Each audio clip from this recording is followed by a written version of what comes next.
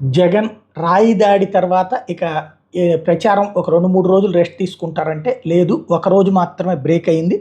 యాత్రలో భాగంగా తాజాగా జగన్ టూర్ ఖరారైంది. మళ్ళీ 9 గంటలకు కేసరపల్లి రాత్రి బస నుంచి బయలుదేరతారు. గన్నవరం, ఆత్కూరు, వీరవల్లి క్రాస్, హనుమాన్ జంక్షన్, పుట్టగుంట మీదుగా జొన్నపాడు దగ్గరికి చేరుకుని అక్కడ భోజన విరామం. ఆ తర్వాత జొన్నపాడు, జనార్దనపురం మీదుగా సాయంత్రం 3:30 గంటలకు గుడివాడ చేరుకుని అక్కడ బహిరంగ సభలో పాల్గొని ప్రసంగిస్తారు.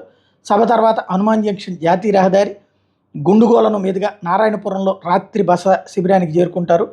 ఇది తాజాగా పార్టీ ప్రకటన. తద్వారా జగన్ మళ్ళీ పర్యటన కంటిన్యూ అవుతుంది.